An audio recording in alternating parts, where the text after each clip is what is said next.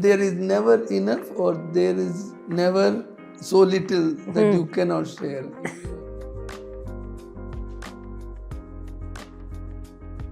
In these 100,000 applications, about 75,000 is serving children in one way or the other. That's also heartbreaking, no? It is heartbreaking. Yeah. Saying no to these children is the most sad thing to do. So I think you've been quoted many times saying you must give more of your mind than your money. Right. You have somebody helping at your home. Just encourage their children to study, their children to go to school. Just encourage them not to pull them out of school. When we see these children doing good in their life, that is the best we can think of. I think the most important thing is leadership by example.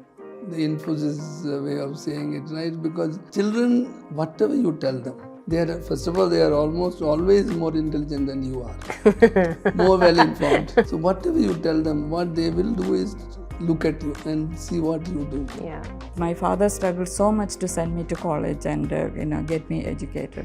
So usually when the child and the father or mother come in front of me, and I will be seeing me in front of me. Hello, I'm Naghma Mulla and welcome to a new episode of Give It a Go. Today I'm joined by Mr. Shibulal and Mrs. Kumari Shibulal, two people who've been quietly transforming lives through education for over 25 years. Mrs. Kumari is the heart and mind behind their work, personally interviewing scholarships candidates every year, building schools where children are treated with dignity, and staying deeply connected to the families they support. Mr. Shibulal co-founded Infosys and helped build India's IT revolution. But what many don't know is that even as he was scaling one of India's largest technology companies, he and Mrs. Kumari were already thinking about how to give back in ways that would actually change trajectories. This conversation is about what happens when you combine business discipline with deep empathy, why personal involvement matters more than the size of your check, and how to give in a way that compounds over generations. Mrs. Kumari and Mr. Shibulal, thank you so much for agreeing to speak to us. We are delighted that you have invited us to your home. It's wonderful to have this conversation. Thank you very much for coming all the way. Thank you. No, I mean, your story, I've been following both of you.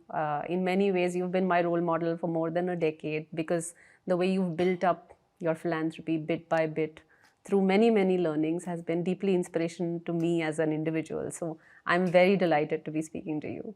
But for this conversation, I'd actually like to start from way back, like decades ago, and with the legendary Infosys story, which is every Indian kind of knows what happened in 1981 from the outside.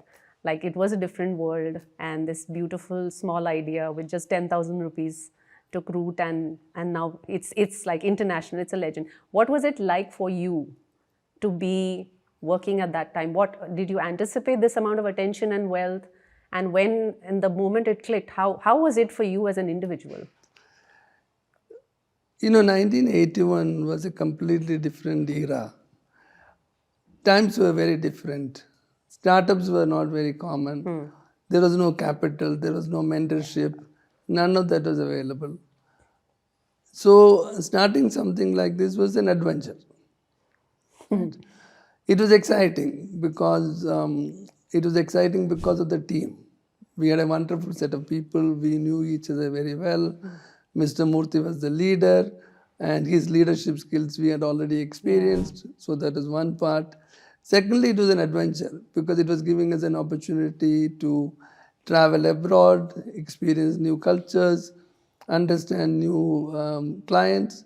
And lastly, there was a bit of anxiety because both of us had just settled down finally in Mumbai, had a decent place to stay, a decent job, and we had to give up all of those and start all over again. So on one side, it was an exciting adventure. On the other side, there was a little bit of anxiety. No, I find, in fact, at that point, see, today there is a more startup culture. There is investment in young ideas. At that time, India was the world was a very different place. It wasn't as open as it is now. So I think the courage it takes at that time to be doing something like that would have been outstanding. Yeah, no, the world was very different. India Yeah. was not known. Technology was not associated with India. Yeah. If you travel abroad those days, people will ask you about snake charmers on the road or cows on the road. And gradually that conversation changed. Yeah. And people started associating technology with India. Yeah. And so much has happened since then. And you have been that partner in every step of the way. How was it for you as, like you're almost holding the vessel for the family, right? And it's a very difficult and a very strange time to be. I was very excited to going to US and staying in a different place and different culture and all that. But I had to handle everything, the home and the children. Yeah. Most of the time I was all alone handling all these things. Sometimes the teachers used to ask me whether you are a single parent. Oh. So they used to adjust the time when he comes to do the parent-teacher meeting. And again, those days, there is no public transportation possible, good public transportation where we were living. So they need to take many hours to reach their office, and so I had seen all the struggle. And we did not have a good apartment to stay because everything was like minimal we were doing it. So that was the difficult part of that, but we enjoyed being there. Yes, and when things started moving, when you started seeing that this is going to work out, and then it was going to work out much maybe bigger than we thought, or maybe as big as we thought, things also shift, like wealth, success, they bring a different dynamic into the family. How did you again manage that time, and what was the most shocking thing for you at that point? Beginning, we never thought it is going to be this big, but when we started getting little bit of money, so we used to enjoy with the minimum basic needs for the family. So getting a nice apartment to stay and getting better clothes for us, better clothes for the children. And in the beginning when we were there, we did not have good winter clothes in the severe winter. And so we used to struggle, going out, or even he going to office and all that. He was wearing these bata shoes in the 2 feet of snow. My God. Yeah. You see, you need to remember the shift which you are talking about happened very gradually. Yes. Right? A lot of people talk about Infosys of today and the last 20 years, but the first 20 years are equally important. So that shift took many years to make. We started in 81. In 1999, when I took over as the head of production, we only had 4,600 people. And by the time I left, Infosys had close to 2 lakhs. So the shift was more gradual than it was absolutely sudden. And by the time we realized that there will be substantial amount of wealth, it was probably into the early 2000s. Even though Infosys went public in 93, the wealth creation happened late into 90s and early into 2000. So it was more of a gradual shift. And from the time that you're speaking about in the 90s to the time you became the CEO, what for you, were there some decisions that were very difficult for you to take, either, as a CEO or in your personal front also? Is there some moment you would like to share which was exceptionally difficult for you at that point? So my CEO stint was a quite difficult period because we had just come off an economic downturn in 2011. So I took over just in 2011. And we were in the middle of a couple of challenges. There was a case filed against Infosys. Then was a DOJ investigation going on. So that period when I was the CEO, it was a challenging time for Infosys and a challenging time for me also. And somehow you had to navigate that to get to the easier side. Yeah, but again, being Infosys CEO is a dream job, right? So anyone will aspire to be the Infosys CEO, and I definitely did. But you had to navigate through that tough period of time. And during that time, like you were just saying that when money started coming, or when it started becoming a little affluency started happening, spending on basic things, getting, your home, your car, maybe everything in order was. Then there comes a time when you see that it's moving from comfortable to abundance. And then is there a point where you start thinking this much is enough, or what is there at that point, and how does that even happen? Because for a lot of people, enough has no limit, right? How does, as a family, how does one hold that together? You need to remember, in our case, see, we were all part of Infosys. Right? There was no purpose in our life, at least in the founder's life and the spouse's life, which was more than Infosys. So there was no thought of leaving Infosys, right? So the purpose was not, we did not start Infosys thinking that we will be here. We did not think at that point that we will succeed so much. Luck was completely on our side. God was kind and the luck was on our side. We succeeded, but the purpose did not change, right? So we were all committed to Infosys. So staying with Infosys was non-negotiable, right? Or that was it.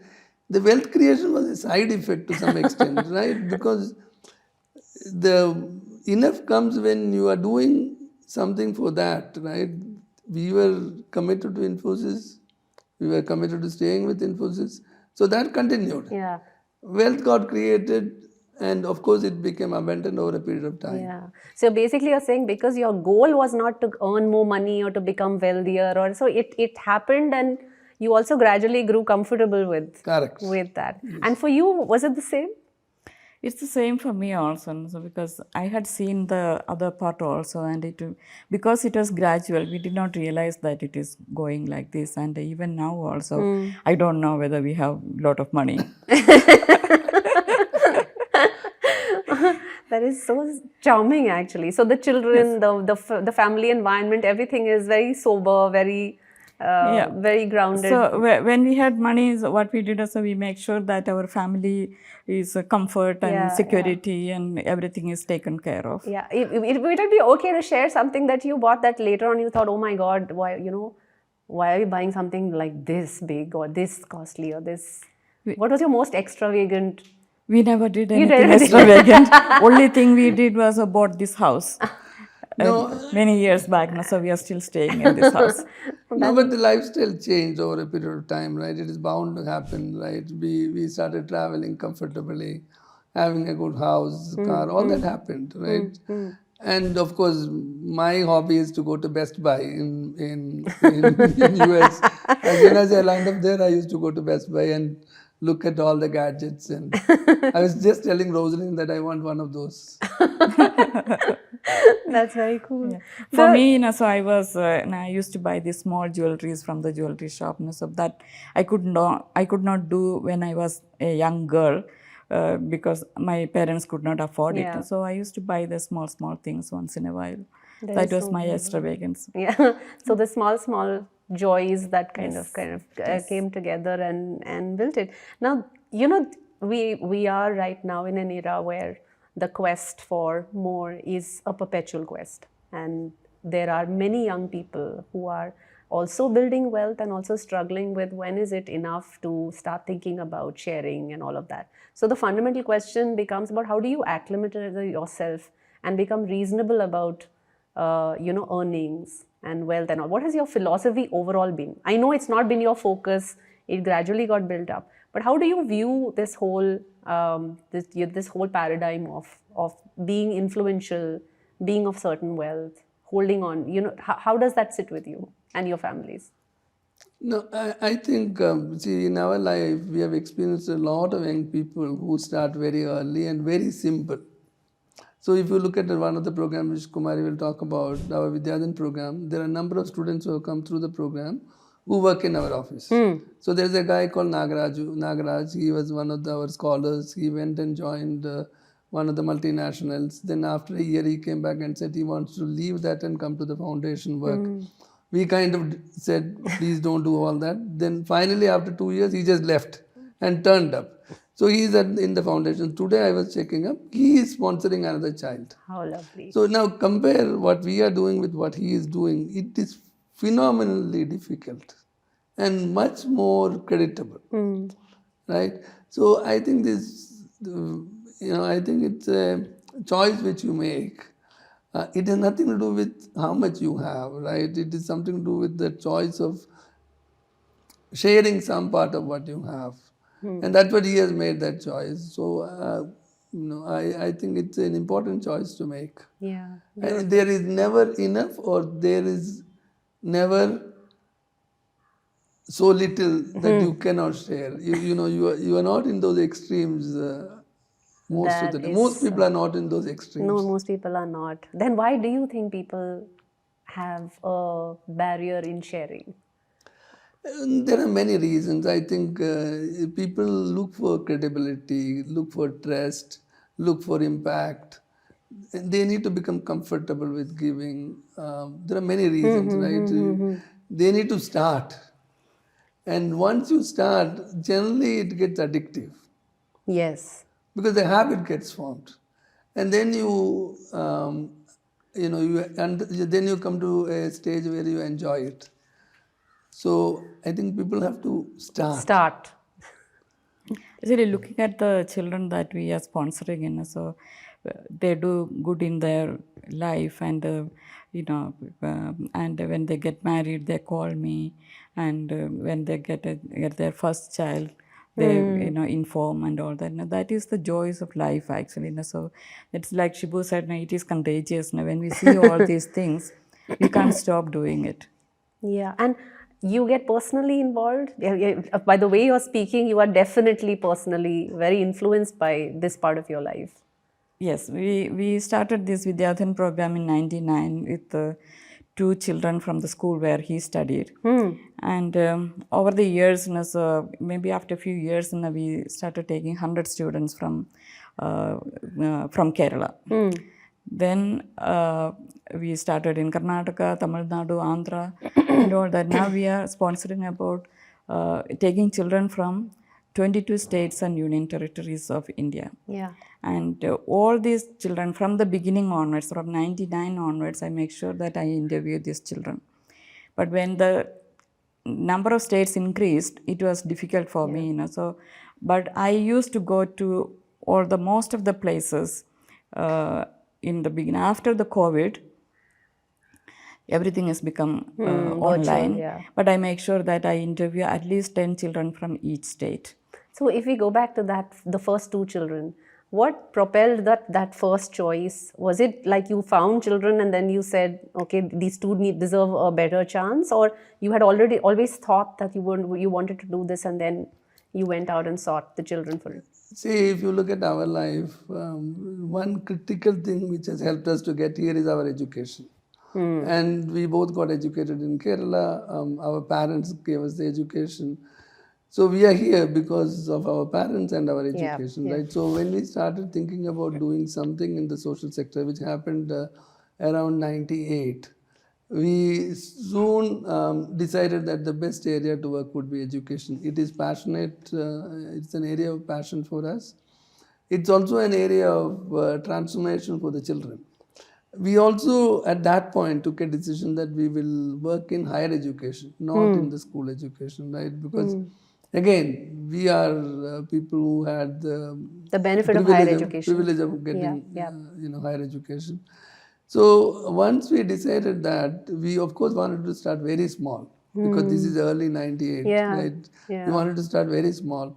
So Kumari, me, and a friend of mine called Ramanand, we were sitting together discussing this, and then we said, why not start in the school where I studied? Oh, beautiful. So we 3 went to the school. We told them that we need 2 children. You select the children, you give it to us. Now Kumari can talk about the rest. And one of them still comes here. So and you should elaborate on this with what you're saying. You started personally, and like you said, you met so many children. It's a very gratifying and a very enriching process.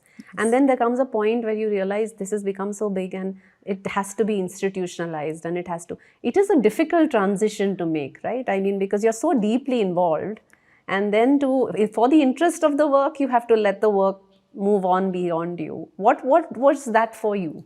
Initial years, only me and his friend Ramanand, we were doing the interviews in Kerala. And then, we were doing it from Trivandrum to Kannur, we travel in about 7 or 8 days, visiting each place, each city to interview the kids. So we do a test, and then after that we do an interview, and then home visit. Home visit is done by our volunteers, so that is why we are doing it. Then when we moved to Karnataka, Tamil Nadu and all these other states, so Meera was taking charge of all those, the Pan India program. And there also, we do all these things. So we do to different places and perform the test. And then after that, we select from that students to interview and then home visit. So all these things we were doing it. But, when we are now 22 states, I cannot go to all these states. So I do the Zoom interview with them and make sure that, so they are all, deserving students. Yeah. And what happened to us over the years, we got, not over, last year, we got 100,000 applications for these 3,000 scholarships. My God. And in that, almost in these 100,000 applications, about 75,000 is deserving children in one way or the other. That's also heartbreaking, no? It is heartbreaking. And saying no to these children is the most, sad thing to do. Yes. So the two children which we took, she didn't elaborate, but one of them is actually in our office looking after our personal finance. He is the head of our personal finance now. Probably he must be 40 now, or maybe he's 40. He's with us for 27 years God, now. You must be so proud. He is. Somebody we is are very proud of him. Yes. We also have other children from the program working with us in the office. Some of them are absolutely brilliant. Most of them are absolutely brilliant, I would say, because see, the selection criteria, in fact, at some point I used to claim that our selection criteria is as difficult as Infosys. 100,000 to 3. Yeah, I was thinking this is like the CA rate of passing or something like that. But talking of scale, because you were asking about scale, see, I think we not only had to let go, but we also had to create an institution to do this. So at this scale, you cannot run it by yourself. We are an operating philanthropy. That's a big difference with a funding philanthropy, because we do everything ourselves, most of it ourselves. So we built an institution. There are people, there are very qualified people whom we recruited. Many of them now come from the program itself. And then we have applied technology heavily. So getting these 100,000 applications is completely online. So the applicants are online, the test is done online, the interviews are done online, the selections are done online. And the monitoring of the children need to be monitored continuously. That's done online. Then a lot of mentoring happens online. So you processized everything. It's very similar to any other corporate world, because when you want to create this kind of scale and make it sustainable, you need the right set of leadership, right set of people, process, technology. And in the last about 7-8 years, we have built partnerships also. You know how refreshing it is to hear this. There are 2-3 things that, I know I'm also going off script, because these 2 things are very valuable for people to figure. One is, that whole transition, realizing that there is too much to be done, and that if we hold on to the process ourselves, and if we want to be personally involved in every step of the way, we're not going to be able to reach to the number of people who are, that's a remarkable gesture, because a lot of people do struggle with it. The whole trust piece is a real thing. And second is what you're saying, that if scale and if deserved scale has to reach to the most important, most relevant folks, then we have to invest in structures, systems, technology, people. But there seems to be, in philanthropy, there is always this hesitation that these are wasteful costs. So I really would like you to elaborate a little bit on both of these. The piece about, letting things go a little bit so that they spread beyond us. And the second is this whole... See, in many ways, we have been extremely lucky, because we have a set of people, not one, we have a set of people, maybe about 7 or 8 people who have genuinely taken ownership of our programs. We are the ones, so Kumari does monitoring every week. She spends hours and hours reviewing the program, giving them advice, guidance, all that. But we have been able to find these 7 or 8 people who have genuinely taken ownership. So they jointly own it with us, and that's phenomenal, right? Yeah. But that we have to give them that empowerment, Absolutely. that credit. That space also. All of those have to be given. Yes. Then building an institution is very important if you want to make it scale, if you want to scale and sustain it. Without process and technology, you will become enormously inefficient. Right? Then the administrative cost will mount, your efficiency will become lower. And partnerships are equally important because if you want to scale, you cannot do everything by yourself, which means in India the problems are so complex, so large, so diverse. You need partnerships. When the program was increasing at this 22 states it was going, there's a before and after, right? Before, when you're deeply involved, and later on when you're supervising and also connecting on Zoom. Did anything change for you and were there some new lessons that came your way during that whole transition? I learned to do Zoom. Because I never knew this is there. So I was, I could do only the personal connection with the children. But when I learned that was so you the thoroughly new thing. enjoyed it also. Yeah, I You thoroughly also do home enjoyed. visits. Yeah, and I used to do the home visits. Now I do the Zoom home visit. But Brilliant. but after that, I sent somebody over there to make sure that this is the right thing. So in your many years of journey, when you were doing things alone, then you moved on to Zoom, and you very sweetly said that Zoom is one thing that you got comfortable with. But what else stayed with you in this whole journey of meeting young people in different parts of this country? What was your biggest takeaway there? I need to start from my life from the beginning. Sure. So because I was from a farming family, my parents were not educated, and my mother was very much into education. So she wanted her children to be educated. So in the village, those days, not too many children go to school. Even if they go during the harvest time and all that, they will be pulled out to do the household chores and helping the people and all that. But my mother makes sure that me and my brother go to school and get educated. And even then, she had very little means. She used to give it to others who are in need. If somebody come for food, so she will just give her food, and so she will starve. And somebody needs some money for something, whatever little she has, she will give it to them. So I had seen it for many years with my mother. Even after I got married also, whenever I go there, she will tell me the neighbors' children, they need some help in something, and can you do something for them? So those stayed with me, all along. Even with the little thing, so I used to give to other people. Yeah.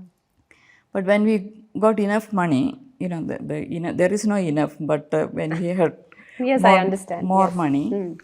So like Shibu said, so we start thinking about, so we need to do something in the public sector. And, education is the one that brought us over here. So we thought there are so many children out there who cannot afford to go for higher education, and we should help them. So that is how we started the scholarship program. Even when I'm interviewing the children personally, so when I talk to them, sometimes I feel like I'm the one sitting in front of me. Because I struggled so much. My father struggled so much to send me to college and get me educated. So usually when the child and the father or mother come in front of me, and I will be seeing me in front of me. And most of the time after the interviews, so I come with a heavy heart. Because the stories are so, sad to hear. I don't know the exact word for that. Yes. It is so disturbing. Yes. Actually, it is not. Nobody had any, happy stories to talk about. It's the poverty and the struggle what they are going through in their house, and the mother will be struggling, the father will be, drinking and beating them up. And somewhere I heard that the day before the exams, the father took away and burned their books. Those kind of stories. And it breaks your heart to. It breaks my heart. Yeah. So when I come back from this journey of 1 week or 2 weeks and all that, so it takes a long time for me to come back to the normal stage. Yes, yes. But look at the beauty of it. You had a mother and a father who epitomized grace and generosity even when they had less. And you are, in that sense, that legacy is moving on in such a beautiful way, because that's what you're passing forward to others. So that is, and maybe that is one of the things that we can do, and the world can be richer for it. So that is beautiful. And this also brings me back to an important thing that I think that a lot of lives directionally change when they have at least one responsible adult who is worrying about them, or making decisions, positive decisions for them, and the tool of education. Because that responsible adult can give them the path, and education becomes their tool for success. And when you retired from Infosys, you went back to the startup world a little bit. So while I see these two lenses here of education and almost like guardianship of new ideas and young people. So when I retired, I was very fascinated with the startup world. I have always been fascinated with gadgets and innovation and all kinds of things. But I also realized that if I personally do it, I can do maybe 3, 4, 5. I will not be able to do 50 or 100, because I will also have other interests in my life. So this will only be part of my life. Yeah. So that's why I again figured out that it's best to build an organization, an institution to do it. And also when we looked at the ecosystem, we realized that the people who don't have, there was enough capital available, there was enough funding going on, but it was all little late stage, or mid stage later. The early stage organizations seemed to be struggling. This was maybe many years back. This was in 2014. When we looked at it, the early stage organization seems to be struggling from 2 or 3 things. Number is the seed capital, which is required to take their idea to pilot. That is one part. Second is the mentorship required for them to go through this process, get some market validation and things like that. And third is the execution capability. Because ideas are dime a dozen, but the value gets created only when you actually execute it. Yeah. So that's how Axilor was created. So Chris and me, we came together, we built Axilor, primarily focused on early stage entrepreneurs, moving them from idea to late stage, creating that execution capability, providing them with that mentorship and seed funding. Yeah, you've always, I think, you've been quoted many times saying you must give more of your mind than your money. Right. So this is very tuned to that you are of course giving your money, but you're also giving your heart, the experience that you come with of operationalizing something, of being able to make good with the capital that you are being able to access. See, when you give money, what happens is that you look for quick impact. Right, because you have parted with some of your money, you need to see the dashboard, the metrics, the impact, that also quick impact.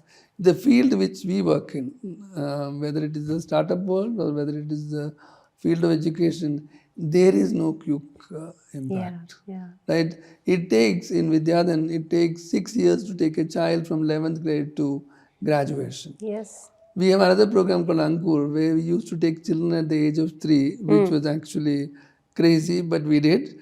So the program was 19 years, because we gave residential scholarship to children from 3 years onwards. ultra underprivileged. Yes. Not underprivileged. Vidyadhan program is also need based. This is actually, these were people with families of $1 to $2 a day income.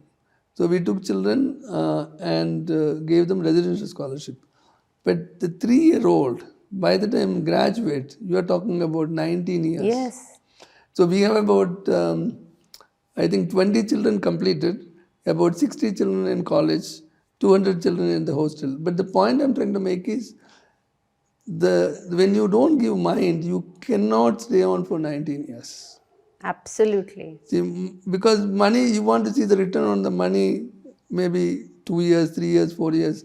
But when you put your mind into it, then you can stay on. So that allows you to make that commitment for long term, and also take risks which are Yes. more, do things which are more riskier. And you also do what smart investors do for long-term investment, right? Which is believe in the averages. That if there is a bad year, there is going to be a good year. Good year, right? Even the averages. So, I think, and the work which we do in education, everything is long term, because, and also I run, she runs Vidyadhan, Ankur, few other programs.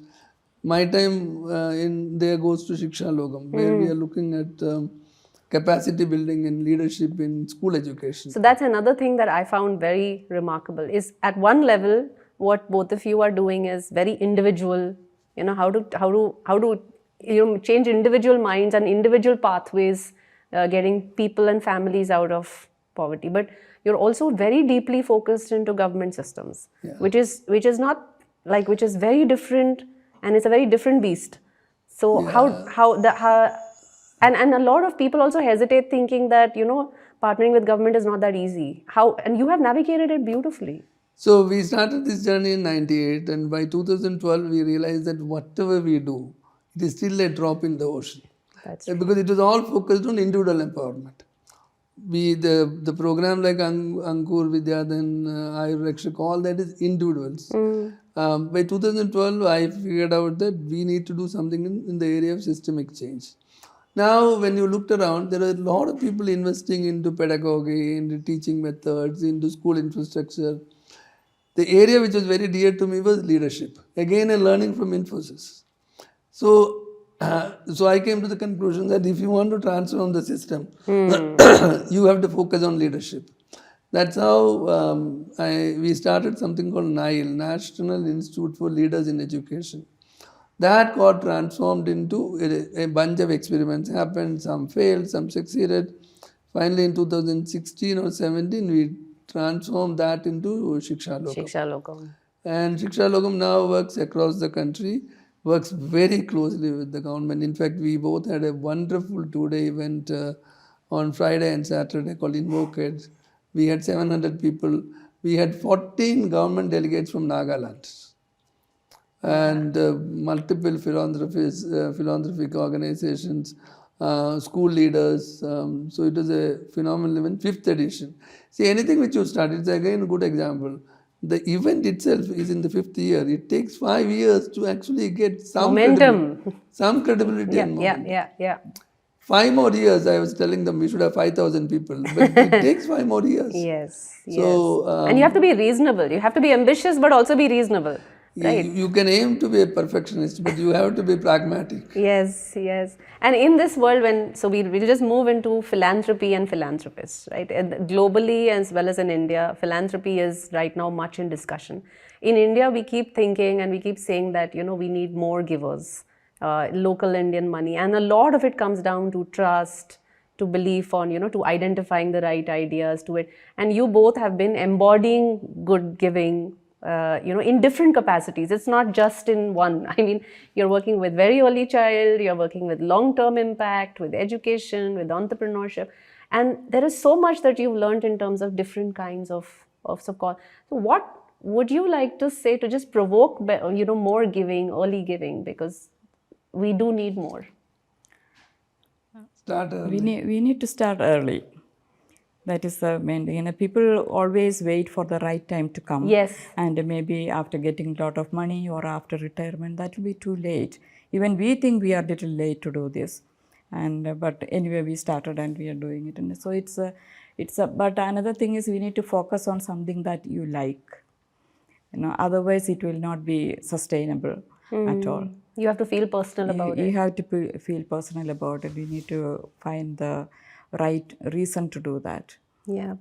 And would you say the same thing? And also, I'm again reflecting on what she said. She has told also that You don't need to give money at all. You can read to somebody. You can help somebody. There are so many things you can do. You right? have to basically share. Right. For example, if everybody in this, for example, Bangalore, you have somebody helping at your home, just encourage their children to study, their children to go to school. Just encourage them not to pull them out of school. Many people pull the child out of school the moment they become earnable. So if you just influence the parent. Yeah. So in Shiksha Logam, we are doing this Shiksha Graha right now, which is we are trying to create a movement around education. This is the each one teach one thing? No, this is not the each one teach one thing. See, in all the work which we do, we work with the supply side. See, supply side is what the government, the education institutions, the teachers, the leaders, all that is supply side. Who is the demand side? Demand side is the child. And child has no agency. Child cannot wake up in the morning and demand education. Education, right? correct. Who can demand education? Community. Correct. Community means you have to actually work with the community and create that demand. So the Shiksha Graha movement is looking at energizing community. So you're working with youth organizations. In Karnataka, we are working with youth. In Bihar and UP, we are working with women's organization. We are conducting what we call Shiksha Chaupal, where we bring these women and they talk about education. So one of the fantastic things they have achieved is to take a pledge saying that they will not pull their girl child out of school. So it's a public pledge. Yeah. Right? They're duty bound then. Duty bound then. Yeah. So, So you're basically lighting up the system. Trying to light up the system. Right? Because it's a long way off, right? So creating a movement like Satyagraha for education. Yeah. That's why we named it Shiksha Graha. It's a long way. Yeah. It will take a long time. But it's a good journey to take. It's a beautiful complimenting answers that I've heard, which is one that we have to start giving early, and there's no perfect moment and perfect cause, and feel personal about, pick anything that you feel about, because it's not like the world has less problems and we are struggling to own problems, but also that it's not about just signing the check. And if signing the check is something you don't feel that you can do, then even giving your time, your expertise, just hand-holding someone through some important inflection points of their life has a very high impact. We feel that we need to get involved in the day-to-day life of those children that we are supporting. And a lot of times, so these children, I ask them, what do you want to be in your life? And a lot of them says that, ma'am, I want to be like you. And I think for a moment that I tell them, you can do that, but you can do all those things even now also.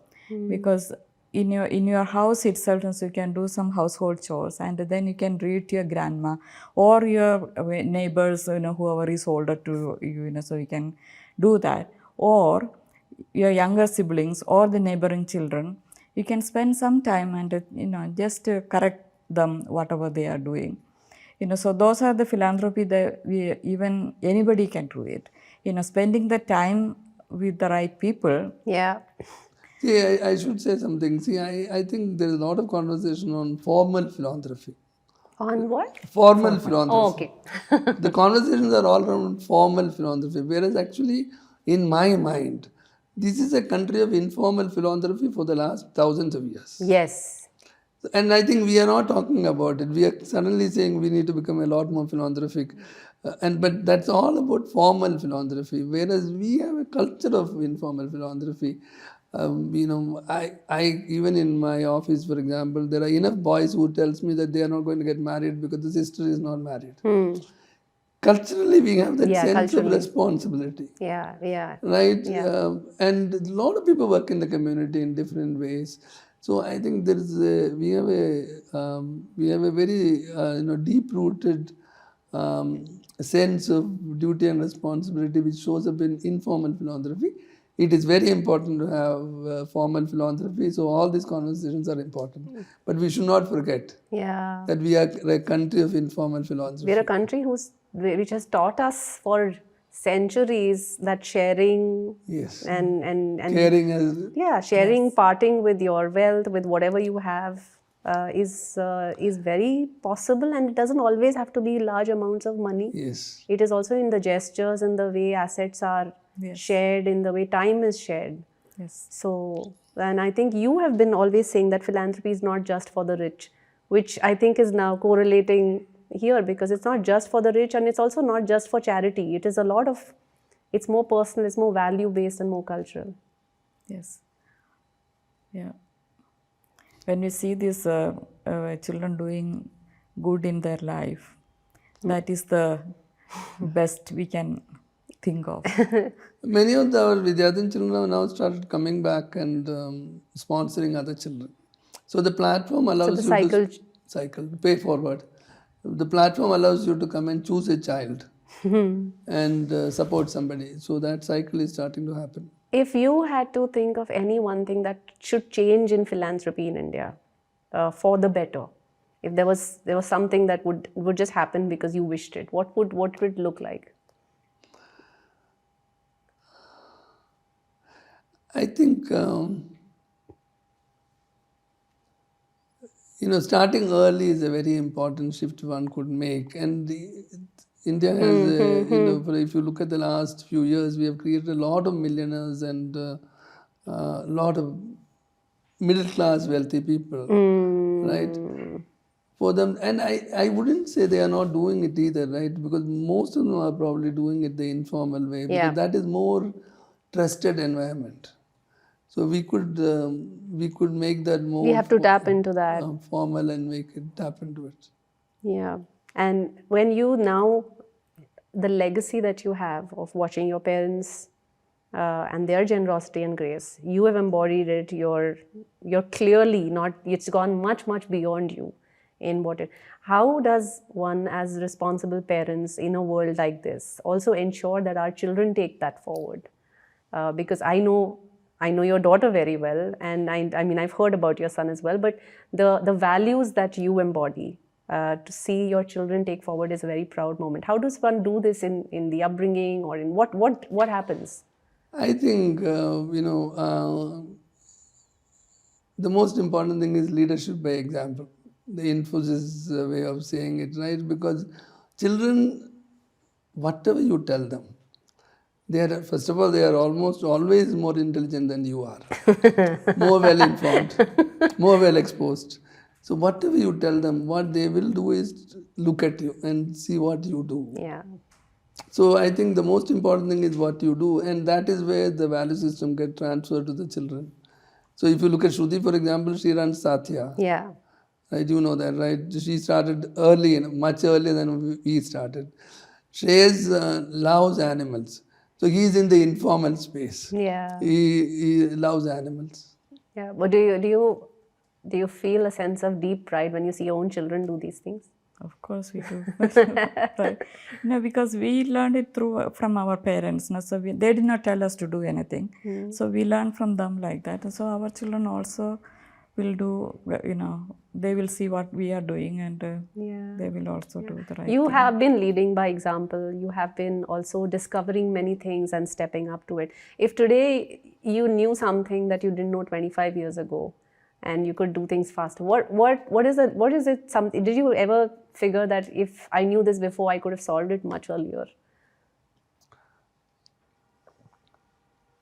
Or no, there is beauty in discovery the way it is. Hindsight has no value, right? Saying that if you had known something. So even if I had known that technology can do all these things, I could not have done this 25 years back, because that technology would not have existed. Yeah. So hindsight is not something which, at least in my mind, hindsight is not something which is very valuable, because the decisions are always made based on the time and place and information. Correct. What information you have, what place you are in, and what time it is, right? That will not repeat again and again, right? So hindsight do not really have much value in my mind. No. I am so delighted by this conversation, I can't tell you. I'm so deeply grateful for the way you have shared. Not just, I'm missing my parents right now, but thank you very much for your generosity of ideas, what you do really, and for being such beautiful role models to the people of this country. Thank you. Thank you. Thank you, Naghma. Thank you very much.